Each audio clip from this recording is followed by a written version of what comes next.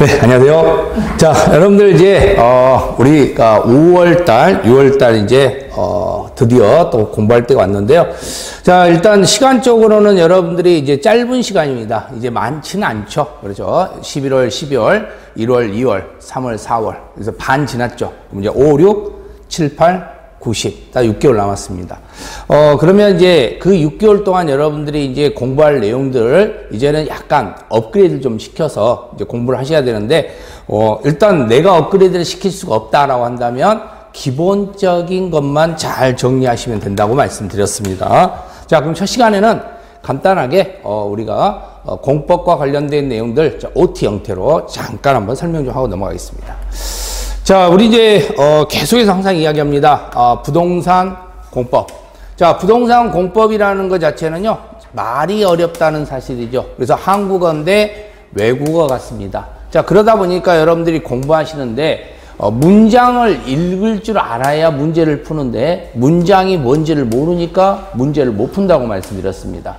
자, 그래서 항상 문제를 풀 때는 모르는 문장은 모른 거예요. 그러면 물음표를 치고 가야 된다고 계속 이야기했던 게 바로 여기 있는 거예요. 자, 그리고 이제 공부하기가 힘들죠. 왜? 어떻게 시작할지 모릅니다. 아마 지금도 부동산 공법 어떻게 시작할지 모를 겁니다. 왜? 방식이 어디서 어떤 방식으로 해야 될지 모르겠다.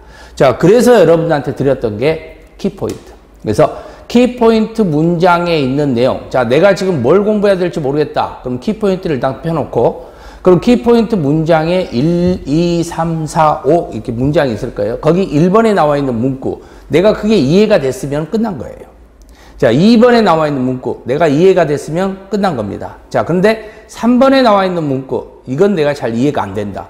근데 이것만 갖고는 내가 모르겠다. 그럴 때 책을 찾아서 그 부분을 확인을 해보는 겁니다.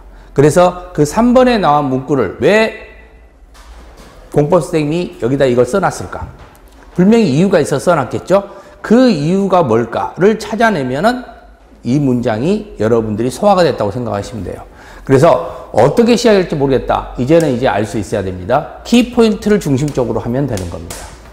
자, 세 번째는 공부량이 많다는 겁니다. 6개 법률이기 때문에.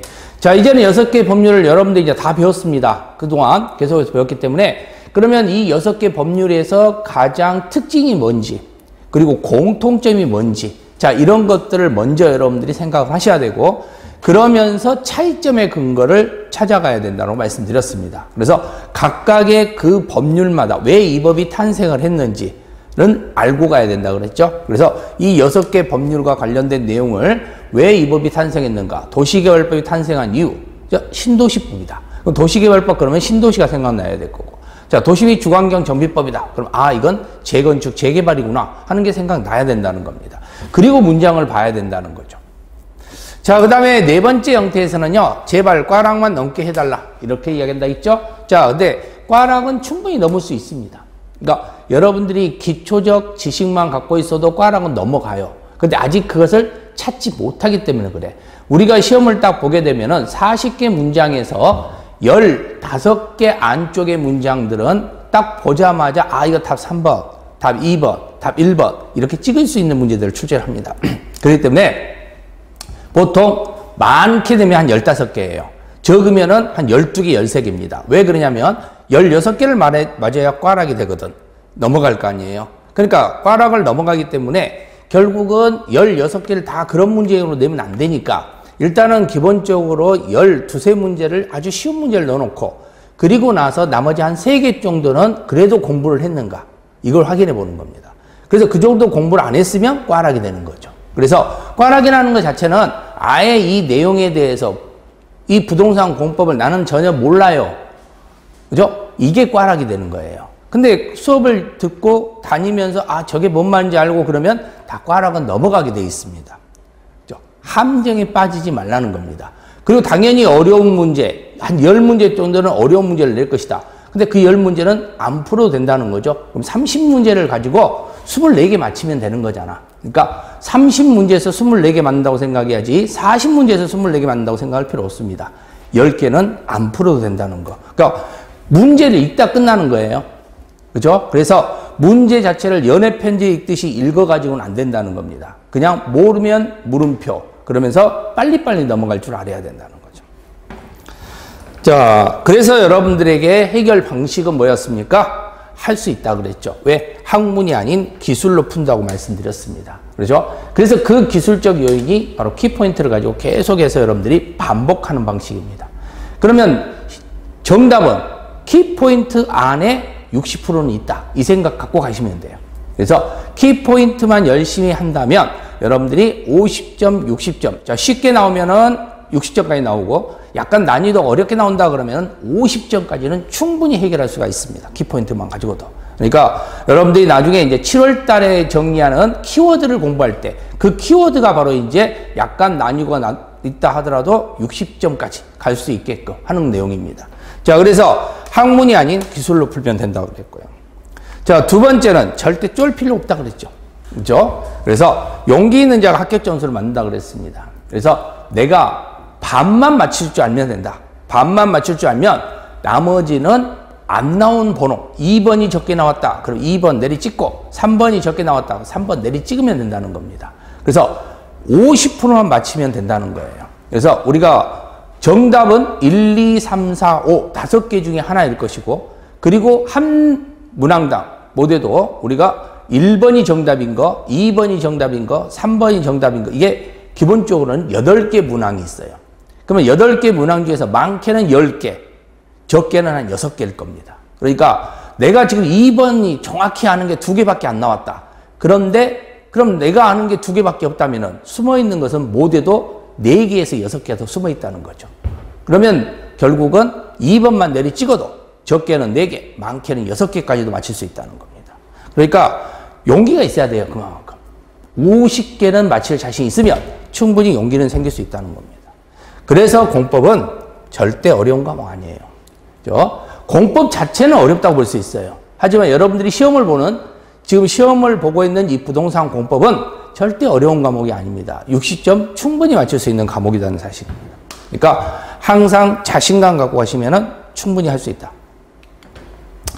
자, 이번 5월, 6월 강의는요, 이론을 하고, 그리고 거기다가 문제를 제가 좀 접목을 할 겁니다. 그래서, 많이는 시간이 없고, 기출 문제 형태들 섞어서, 다음에 이제 문제풀이 할 때, 그때 이제 전체 내용을 할 것이고, 지금은 이제 거기서 뽑아서, 문제를 갖다가 뽑아가지고 정리를 할 거예요. 그러면 내가 이론을 들었고 나서, 아, 이 내용이 있는데, 이게 이런 식으로 기출문제가 출제가 되고 있구나라고 생각을 하고 여러분들이 정리를 하시면 될 겁니다. 그래서 다시 한번 이론 정리하고 그리고 문제 내용을 바로바로 정리를 한 식으로 이렇게 수업을 진행을 하도록 할 겁니다.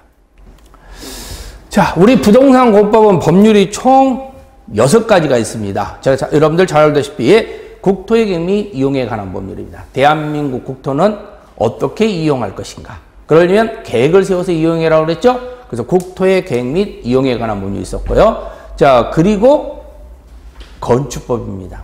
그렇죠? 건물을 만들 때도 지방자치단체에다가 말하고 하라고 그랬죠? 건축법. 자, 그리고 주택법입니다. 자, 건축법하고 주택법은 둘 다 주택이 나온다 그랬잖아요? 차이점은 건축법은 30개 미만, 주택법은 30개 이상. 그래서 결국은 건축법, 주택법. 자, 그래서 국토계획법과 건축법, 주택법 이 3개 법률을 기본법률 3법이라고 그랬죠. 그래서 기본 3법으로서 우리가 여기에서 최종적으로 신경을 많이 쓰면 된다고 생각하시면 돼요. 그래서 우리는 공부는 국토계획법, 건축법, 주택법 이 3개 법으로만 공부를 합니다. 그럼 나머지 기타 3법인 도시개발법, 그다음에 도시및 주거환경정비법, 농지법 이 3개 법률은 여기는 총 14문제가 출제가 되는데 그 중에 우리는 몇 개만 맞히면 되냐? 5개만 맞히면 된다. 이 생각 갖고 접근하시면 돼요. 농지법 2개 나오는데 1개 맞히겠다. 그리고 도시개발법 6문제 나오는데 2개만 맞히겠다. 그리고 도시및 주거환경정비법 6문제 나오는데 2개만 맞히겠다. 자, 그렇게 한다면은 아주 기초적인 것만 그냥 책 한번 떨쳐보면서 도시개발법이 이런 게 있었어?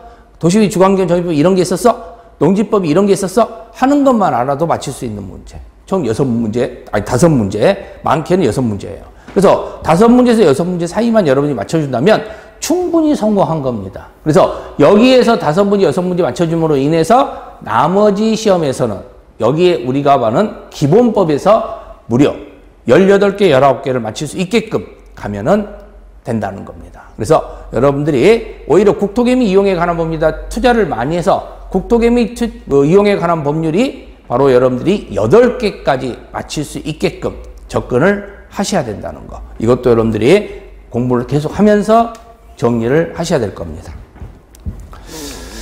자, 그러면 이제 우리는 항상 이야기합니다. 법이라는 것은, 그죠? 우리가 법이라는 것은 기본적으로 물 숫자, 갈 것자라고 그랬죠? 물이 흐르는 대로 가면 된다. 그래서 항상 사람이 만든다는 거 생각하시면 돼요. 사람이 만들었기 때문에 나도 만들 수 있는 겁니다. 그러니까 내가, 이건 이렇게 될 수밖에 없겠구나 하는 걸 알아야 되는데, 이게 뭔지를 모르니까 못 찾아가는 거예요. 근데 알면은 당연히 그렇게 될 수밖에 없는 겁니다. 그렇죠? 그래서 A는 A고 B는 B다는 걸 찾아갈 줄 알아야 된다는 거. 자, 두 번째는 용어 이해가 50%라고 말씀드렸습니다. 용어 모르면은 역시 마찬가지로 따라가기는 힘듭니다. 그래서 5월, 6월에 수업을 들으신 분이 혹시 계신다면은 5월, 6월에도 마찬가지로 수업을 따라간다는 것은 이제 와서는 어렵죠. 그런데 결국 여러분들이 용어를 좀 이해를 한다면은 조금 더 빡세게 한다면은 가능은 합니다. 그때 11월, 12월 강의가 바로 용어 해설이고 그때 그 용어 정리를 잘 정리를 해놔야 돼요. 그러니까 이게 돼 있어야 그래야 여러분들이 뭔 말인지를 알고 따라간다고 생각을 하시면 돼요. 그러니까 내가 뭔가 이야기를 하더라도 이게 분명히 한국어를 이야기하고 있잖아. 그렇죠? 근데 이게 불어인지 독어인지 이게 이탈리아인지 아니면 뭐 어디 베트남인지 이걸 알 수가 없단 말이에요. 그러니까 결국은 뭔 말인지를 못 알아들어 버리게 되는 거죠. 근데 이게 돼 있으면 그래도 대충 저게 저 말이었구나. 우리가 영어라는 것은 어렸을 때부터 해왔어요. 근데 주어들은 어떤 좀 상식이라도 있습니다. 그러니까 이야기하다 보면은 아는 단어들이 나와요. 그러니까 그런 부분이라고 생각을 하시면 되는 겁니다. 그래서 그렇게 알아야 옆에서 주워 듣는 상식 갖고 저거 이야기를 들을 수 있는 거잖아. 누군가 저거 애플이다 그러면 저거 애플이면 사과구나 이렇게 알아듣기로 한단 말이에요. 근데 다른 나라말로 사과 이야기하면 못 알아먹을 거 아니야. 그러니까 똑같은 형태가 되는 겁니다. 근데 우리나라 말도 사투리도 많죠. 방언도 많죠. 그럼 방언이나 사투리를 쓴다 그러면은 그 지역에 안 산 사람은 아마 그 말이 무슨 말인지 못 알아먹을 거예요. 그러니까 똑같은 게 되는 겁니다. 근데 그 방언에 대해서 좀 안다면 그러면은 들으면은 제주도 방언 나는 제주도 이야기를 조금 들었더니 거기에 뭐 우리말도 섞여 있고 방언도 섞여 있고 그렇게 섞어 보다 보면은 대충 감이라도 온다는 거지. 자, 그리고 법은 길입니다. 그러니까 하라는 대로 특히 우리 부동산 공법은요. 하라는 대로 하면 돼. 왜? 판례가 없잖아. 그렇죠? 우리 부동산 공법은 판례가 없어요. 판례는 법률을 해석해서 법관이 이런 식으로 해설했으면 좋겠습니다라고 해서 해석을 합니다. 근데 그 해석은요. 상황에 따라서 살짝 바뀔 수도 있거든. 근데 우리는 그게 없어. 그냥 법대로 하면 돼. 자, 15일 이내에 제출해라. 그럼 15일 이내에 제출하면 되는 거야. 30일 이내에 뭐 해라. 그럼 30일 이내에 하면 되는 겁니다. 이렇게 해서 그냥 그대로 시키는 대로 그냥 하면 되는 거예요. 아시겠죠? 그러니까 시키는 대로 하면 되는 거. 그게 길이 되는 겁니다. 그러니까 여러분들이 공부를 하실 때 가장 중요한 게 딱 하나만 하는데 이렇게 하라고 했으니까 이거구나. 그래서 그대로만 진행하면 되는 거지 거기서 딴 생각을 하면 안 된다는 거예요. 혹시 이거 아닐까? 이거 내가 생각에는 이건 아닌 것 같은데? 너무 쉬운 것 같은데? 뭐 이렇게 생각이 들 수 있어. 근데 그렇게 한 게 아니라 그대로 있는 그대로. 그렇죠? 있는 그대로. 법은 곡해하면 안 됩니다. 그리고 법이라는 것 자체는 혼자 판단해서 혼자 결정해서도 안 되는 거예요. 법률이 시키는 대로. 자, 공통점이 있다는 사실입니다. 6개 법이 있는데요. 그 6개 법이 모두 다 다르다면은 공부하기 힘들죠. 근데 법률 자체가 다 부동산이라는 공통점이 있어요. 그러니까 부동산이라는 공통점이 있기 때문에 그 부동산이라는 공통점을 근거로 인해서 여러분들이 공부를 하면 충분히 버텨나갈 수가 있습니다. 그렇기 때문에 결국 이런 공통점의 전제를 먼저 깔아놔야 그래야 뭐가 됐어요? 차이점을 찾게 되는 겁니다. 그래서 항상 뭐든지 A라는 법이 있고 B라는 법이 있고 C라는 법이 있을 때 바로 여기가 공통점이잖아요. 이걸 알면 결국은 여기를 할 때 A를 할 때 알았어. 그럼 B 할 때는 할 필요가 없지. C 할 때도 할 필요가 없는 거잖아. 그 양이 줄어드는 거예요. 그죠? 그래서 공법의 양이 이만큼이다 그러면은 일단 공통점을 뽑아봤더니 이만큼이 공통점으로 빠졌다. 그죠? 그러면 여기서 빠지면 여기만 여러분들이 공부하면 충분하다는 겁니다. 그죠? 그래서 이런 문장들 주의를 좀 하시면 돼. 자, 그러면 일단은 문장 자체를 정리를 할 때에 여기서 차이점 문제. 그죠? 차이점 문제. 이걸 정리를 해주시면은 해결이 될 수 있다. 이렇게 보시면 되는 겁니다. 자, 그래서 결국은 X 부분은 빼버리고요. 이 차이점 부분에서만 여러분이 정리를 하시면 되겠고. 자, 그 다음에 분명히 이유가 있어요. 그러니까 그냥 만드는 게 아니야. 그쵸? 그냥 만드는 게 아니고 이유가 있다는 생각을 하셔야 됩니다. 이제는 여러분들이 아마 한 번 정도 이렇게 한두 번 이렇게 봤으니까 느낄 수 있을 겁니다. 아, 이게 이래서 이런 문제가 되구나. 지구 단위 계획이라는데 지구 단위 계획이라는 것은 전부 세우는 게 아니라 일부가 세울 수밖에 없겠구나. 그럼 왜 일부가 세우는지 이유가 있었단 말이에요. 그죠?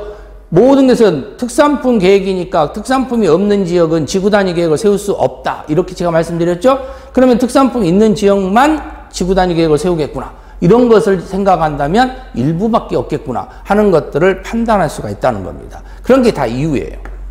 그래서 그런 이유를 찾아야만 여러분들이 문제를 풀 수가 있는 겁니다. 자, 그리고 항상 이야기합니다. 그렇죠? 모든 것은 마무리는 이걸로 끝내는 겁니다. 절대 쫄 필요는 없다는 겁니다. 그렇죠? 문제 내용은 아주 깁니다. 공법처럼 또 긴 문장이 없어요. 1, 2, 3, 4, 5번 엄청나게 길어요. 근데 그걸 다 읽어 나가야 되는 겁니다. 근데 그걸 다 읽어 나갈 시간도 없단 말이에요. 그러면 바로 눈에 확 띄어가지고 아 이거 틀린 말이야 뭐 정확하게 알면은 찾아낼 수도 있는데 그 문장이 없어. 그럼 다 문장을 읽어야 되잖아. 그러면 핵심만 찾아서 키워드를 찾아야 된다는 겁니다. 그래서 그 키워드에 따라서 바뀔 내용은 바뀐 내용만 바뀐다는 거예요. 그래서 여러분들이 공부하면 그 키워드가 보이게 될 거고 그럼 그 키워드만 찾으면은 아 이게 틀린 문장이구나. A는 갑자기 B로 바뀌고 A가 A로 가면 옳은 문장, A가 B로 가면 틀린 문장. 그래서 키워드 형태가 적은 것은 한 2개, 결론 있죠? 그러면 주어 결론이 되면은 이게 가장 쉬운 문제예요. 근데 주어 결론에다가 한 단을 더 섞어버리는 경우가 있습니다. 목적을 섞은다든가 그런 경우가 조금 난이도가 있는 문제라고 생각하시면 됩니다. 자, 그러면 이제 우리는 부동산 공법 이렇게 이야기했는데 부동산은 우리가 배우는 모든 과목의 공통점입니다. 자, 우리는 동사를 배우는 게 아니죠. 부동산을 배웁니다. 근데 부동산이라는 것은 뭘 부동산이냐? 동산이 아닌 게 부동산이라고 그랬죠. 그러면 당연히 동사는 또 부동산이 아닌 게 동산이 될 수밖에 없는 거고 그럼 무엇을 박아놔야 되는데 어디다 무엇을 박아놨느냐? 민법에서 부동산에다 무엇을 박아놨습니다. 그래서 부동산은 토지입니다. 그리고 정착물입니다. 그러니까 결론은 뭐냐? 움직이지 않는 것이 부동산이고 그 움직이지 않는 것에 대해서 뭔가 행위를 할 때 그 행위를 할 때는 공법에서 관여를 하겠다는 겁니다. 자, 그럼 공법이란 말이 뭔 뜻이냐? 자, 공입니다. 공은 사법이 아니라는 거죠. 개인과 개인 간의 충돌이 아니라는 겁니다. 자, 그러면 여기는 국가와의 충돌이에요.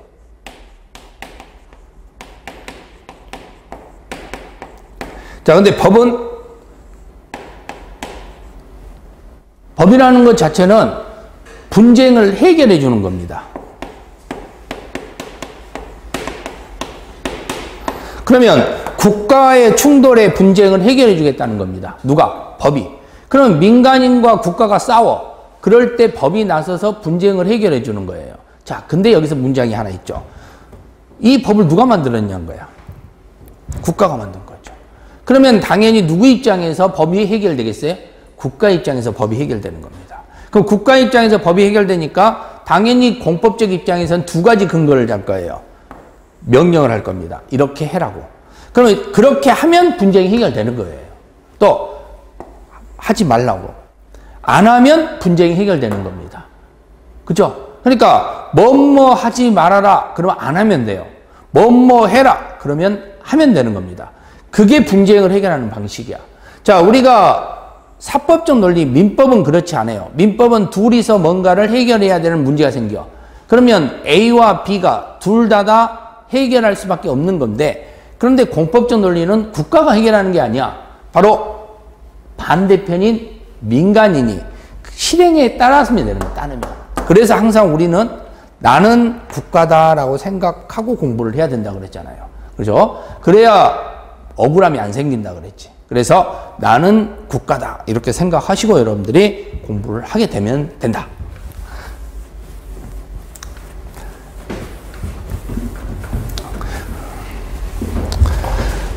자, 그러면 이제 우리는 여기서 나는 국가다라고 되니까 이 국가다라는 논리를 한번 생각을 해볼게요. 자, 우리가 이제 행정부라는 거죠.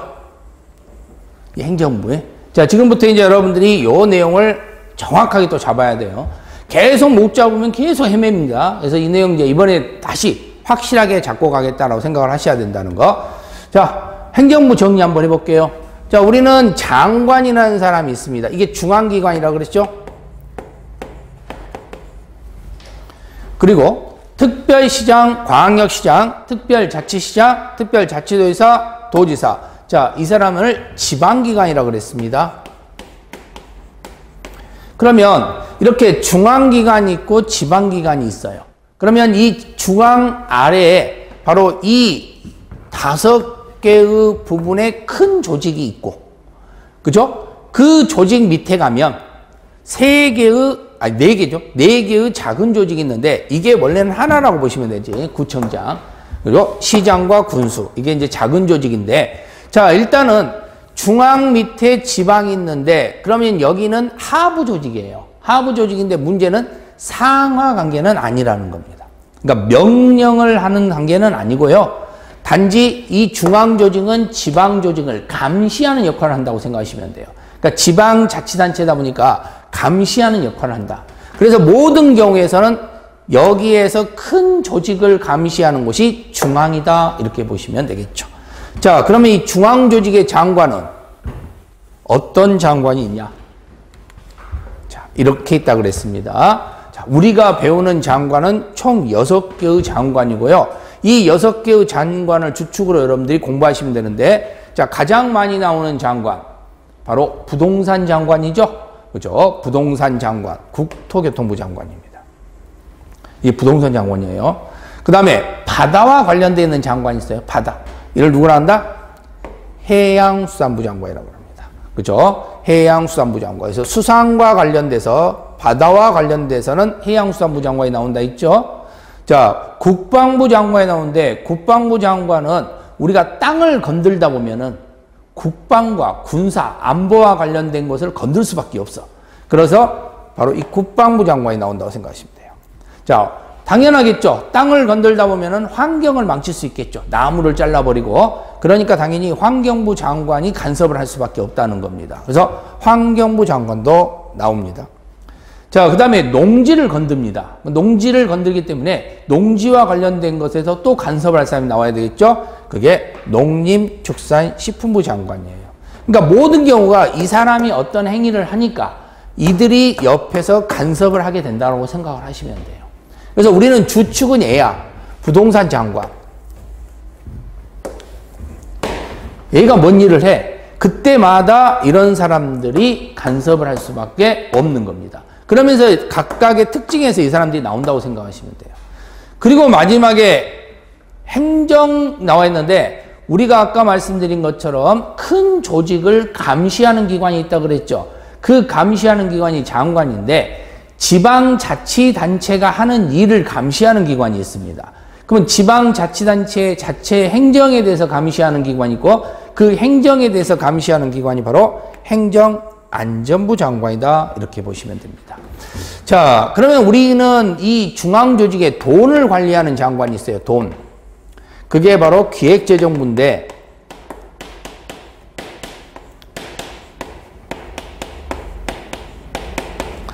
자, 이 기획재정부 장관은 우리가 공부할 때 나오지 않는다 이렇게 생각하고 공부하라고 그랬죠. 그래서 기획재정부 장관 나오면 그냥 일단 X다. 그렇죠? 기획재정부 장관 어쩌고저쩌고 나오면 일단 X다. 자, 이렇게 기억하고 여러분들이 기억을 하시면 돼요. 그래서 기획재정부 장관은 X. 이렇게 여러분들이 판단을 좀 해주시면 됩니다. 그럼 장관 중에 나오는 6개 장관이 있고, 이때 여러분한테 속이기 쉬운 장관이 이 기획재정부. 왜? 교육부 장관이나 이런 사람 우리한테 나올 일이 없잖아. 그렇죠? 그러니까 기획재정부 장관은 뭐 이런 사업을 하다 보면 돈이 들어갈 거고 그 돈 문제에서 자꾸 나올 것처럼 보여요. 그런데 나오지 않는다는 거. 이것만 여러분이 주의를 좀 해두시면 돼. 그러면 이때 우리는 중앙조직은 일단 가장 중요한 게 뭐라고 그랬죠? 중앙조직이 나왔다. 왜 중앙조직이 필요한가? 그죠? 자, 여기서 가장 중요한 것은 전체의 법의 공통점. 그게 기준입니다. 그렇죠? 그래서 기준 그러면 항상 누가 나와야 된다 그랬어요? 장관. 그래서 우리가 계속 공부를 해오면서 여러분들이 많이 느꼈을 거예요. 아, 기준 나올 때마다 장관, 기준 나올 때마다 장관. 자, 그러면 결국은 이 장관에 의해서 기준 그러면 장관이 계속 따라 나온다는 사실. 이걸 여러분이 주의를 꼭 해주셔야 되는 겁니다. 아시겠죠? 그래서 기준 그러면 장관, 기준 그러면 장관. 이게 원칙이에요. 그렇죠? 이게 원칙. 그러니까 그 부분만 여러분이 정확해서 기준 나왔는데 다른 사람이 나왔다. 기준 나왔는데 장관과 관련되지 않는 지자체장이 나온다. 그러면 기준 나오는데 누가 나온다? 지자체가 나온다. 그러면 이 지자체가 나오면 무조건 X가 된다고 생각하시면 됩니다. 아시겠죠? 그래서 기준 나왔는데 지자체 나왔다. 그럼 무조건 X. 그래서 기준 해놓고 시도지사 나온다든가 기준 해놓고 나서 뭐 광역시장, 뭐 특별시장이 나온다든가 이런 거 나오면 다 X라고 생각하시면 돼요.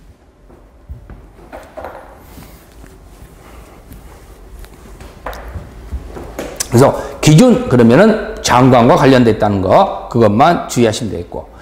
자, 또 하나 문제될 수 있는 게 있습니다. 바로 우리가 장관이라는 사람은요 중앙행정기관의 장이에요. 그렇죠? 그럼 중앙행정기관의 장이다 보니까 이 중앙행정기관의 장은 전문가는 아니거든. 그러니까 전문가가 아니면 전문가로부터 뭘 받아야 돼? 심의를 받아야 돼. 근데 그 심의를 받아야 되는데 그게 누구의 심의를 받느냐? 중앙의 심의를 받는다는 거죠. 그렇죠? 중앙 땡땡위원회 심의. 그러면 항상 나오는 말이 있죠. 장관이 나오거나 중앙행정이 나와. 자, 그러면 이런 중앙이라는 말이 나오거나 장관, 무슨 장관이라는 말이 나오잖아요. 같은 말이야. 그렇죠? 그러면 이런 문장이 나오면 반드시 심의가 나오잖아요. 그럼 중앙이 나와야 돼. 그러니까 여기에 지방이 나오면은 절대적으로 안 된다는 사실. 이런 거 조심하셔야 된다는 겁니다. 그렇죠? 그래서 중앙 나왔으면 중앙. 그리고 다른 말로 하면 지방 나오면 다 뭐가 나오겠어요? 이제 지방자치단체 나와서 뭐 시도지사가 나온다든가 시장군수가 나온다든가 시장군수 구청장이 나온다든가 자, 이렇게 지방자치단체장이 나옵니다. 그럼 지방자치단체의 큰 조직이 나오든 작은 조직이 나오든 얘네들도 마찬가지로 지방행정기관의 장이죠. 근데 이 사람들도 전문가가 아니야. 그죠? 선거로 뽑은 사람들이니까. 그러면 그 사람들도 마찬가지로 전문가가 아니니까 뭘 거쳐야 돼요? 심의를 거쳐야 되겠죠?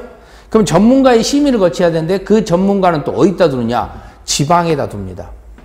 그러니까 장관은 중앙에 둔 심의위원회가 있고 지방은 또 지방에 둔 심의위원회가 있다는 겁니다. 그러면 장관이 중앙심의위원회 가서 심의할 일은 있을까?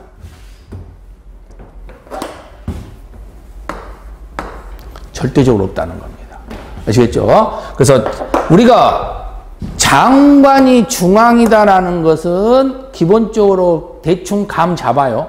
근데 지자체장이 중앙에도 가버린 경우는 위로 가니까 갈 수 있을 것처럼 보여. 근데 안 된다는 사실. 요거 여러분 주의하라는 겁니다. 그래서 이렇게 출제를 많이 하는 거예요, 이건.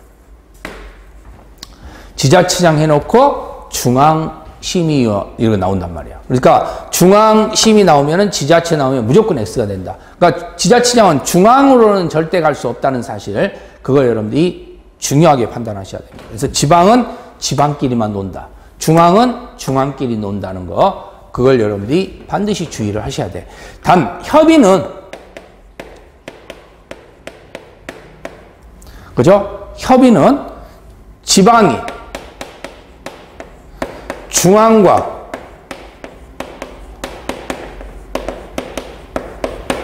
협의할 수 있습니다. 그렇죠? 그러니까 협의는 가능한 거예요. 협의하는 것은 물어보는 거니까. 그래서 우리는 계획이라는 게 지방계획이 있고 국가계획이 있다 보니까 지방계획을 세울 때 혹시 여기에 국가계획이 세워졌는지 안 세워졌는지 확인을 해봐야 되겠죠. 그래서 중앙과 협의한다라고 생각을 하시면 되는 거예요. 그래서 결국은 지방은 중앙과 협의한다는 말은 맞아. 그러나 시민은 그렇지 않아요. 시민은 반드시 중앙은 중앙하고 하고 지방은 지방하고 하는 겁니다. 이것도 공통점이에요. 그래서 여러분들이 문제를 풀다 보면은 자주 출제되는 문제입니다. 그러니까 반드시 기억하고 계셔야 된다는 거예요.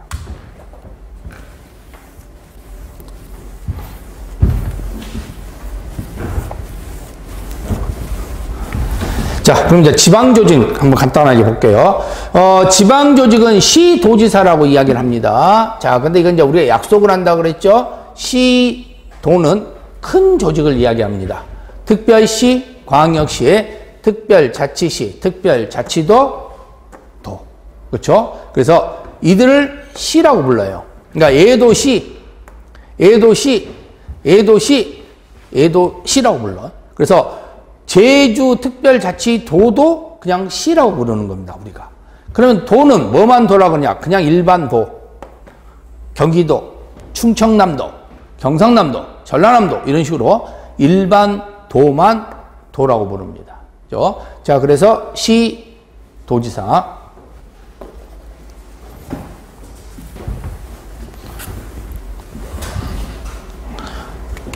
자, 시군수. 자, 시군수는 6개 짱이라고 그랬죠. 자, 이 사람들이 성주라고 그랬습니다. 성주.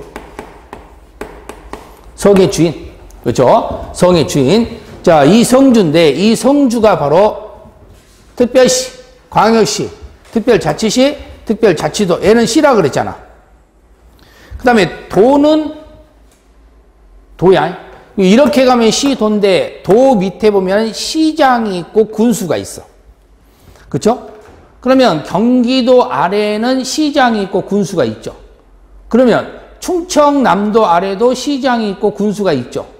전라남도 아래도 시장이 있고 군수 있고 경상북도 아래도 시장이 있고 군수 있는 겁니다. 이렇게 시장 있고 군수가 있는 거예요. 그렇죠? 자, 그러면 결국은 이 시장과 군수인을 이 사람들을 우리는 그냥 군이라고 불러. 군. 그렇죠? 군. 그래서 시군 이렇게 이야기하면 요 6개를 말하는 거고 이 6개인 경우를 우리는 육장이라고 부르고 그들이 바로 누구다? 성주. 그래서 도지사가 성주가 아니라 그랬죠. 도지사는 연합군 대장이라고 했어요. 왜? 이것이 작은 도시다 보니까 애들이 힘을 합쳐가지고 연합군을 만드는 거고 그러면서 이 연합군이 만들어지면서 서로 다 잘났어. 그러니까 서로 다 잘났으니까 뭔가 계획이 안 이루어지겠죠. 그럼 서로 잘난 체 할 거 아니야. 그러니까 누군가가 옆에서 보완을 해줘야 되겠지. 그리고 감시를 해야 될 거 아니야. 그 사람이 바로 연합군 대장이 되는 겁니다. 그래서 한마디로 도지사는 시장 군수는 도지사의 쫄병이 아니야. 수직관계가 아니라는 겁니다. 그러면 여기는 대등관계예요. 근데 여기도 마찬가지로 우리가 장관이 시도지사를 감시하는 것처럼 여기 도지사도 시장 군수를 감시하는 역할을 할 뿐이다. 이렇게 생각하시면 돼요. 자, 그래서 연합군과 연합군 대장이 있다는 거. 그래서 오히려 시장 군수가 성주지. 그렇죠? 시장 군수가 성주라는 거. 그것만 주의하시면 돼요.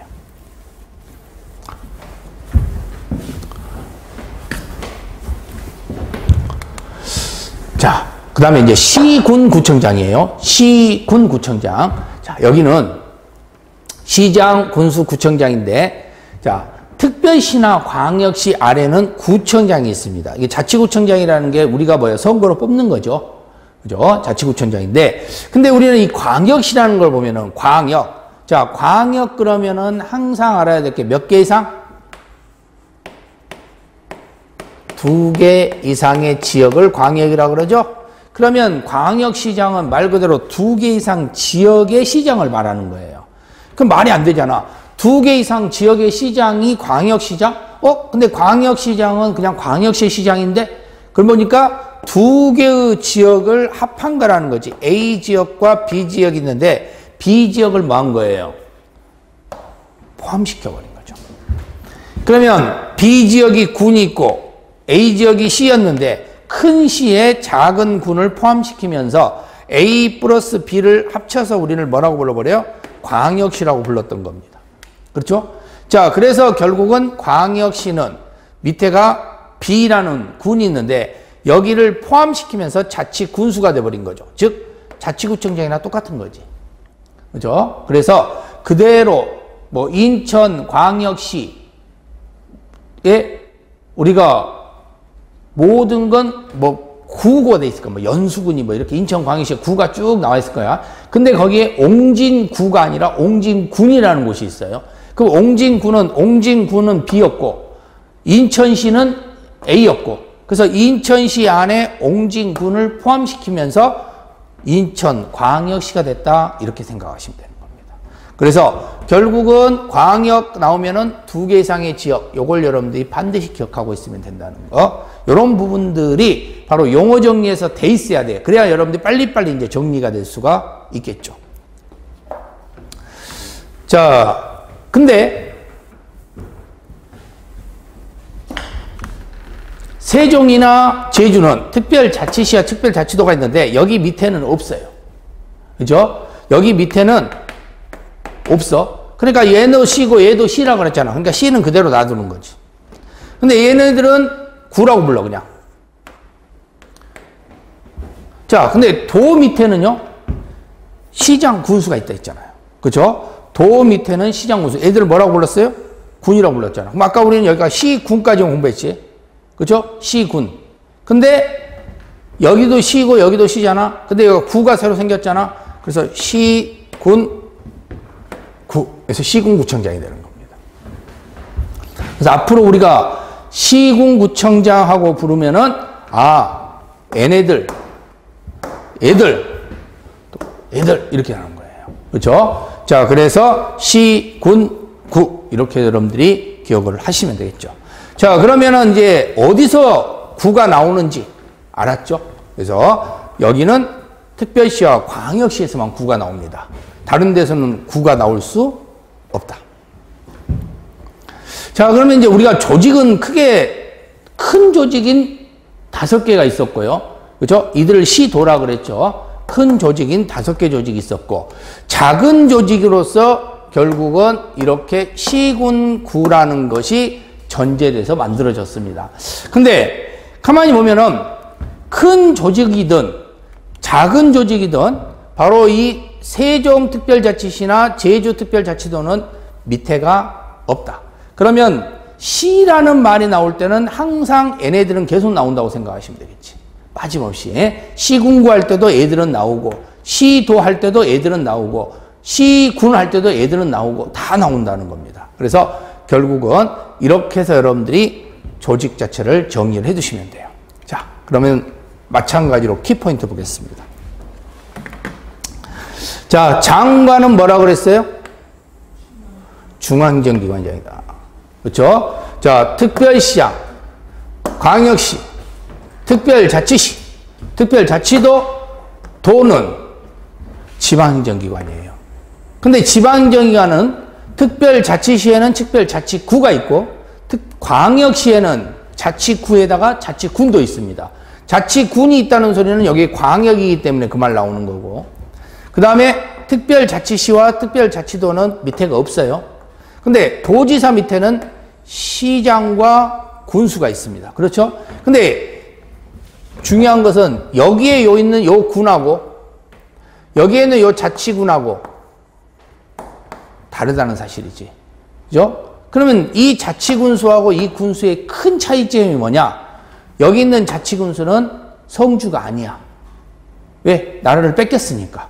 그죠? 자기 나라를 뺏겨버린 거잖아, 광역시에. 그러니까 성주가 아니죠. 근데 여기 군수는요, 성주지. 그러니까 일반 도에 있는 군수는 성주가 되는 겁니다. 그러니까 모든 땅과 관련돼서 다 자기가 알아서 하면 되는데, 그런데 광역시에 있는 자치군수는 땅하고는 전혀 관여할 수 없다. 성주가 아니니까.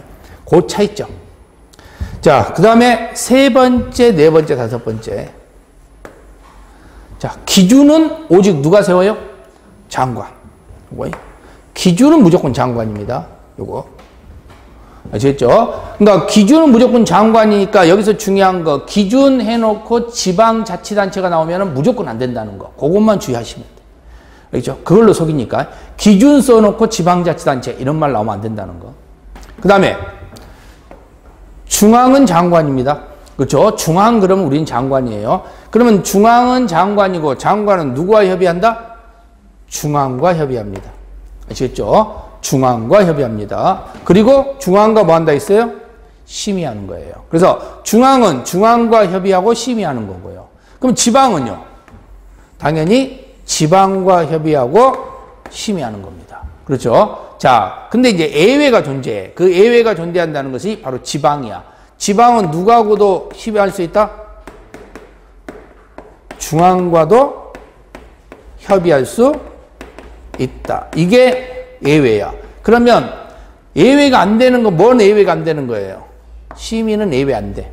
알겠죠? 심의는 무조건 중앙은 중앙 심의, 지방은 지방 심의 이렇게 가면 되는 거예요.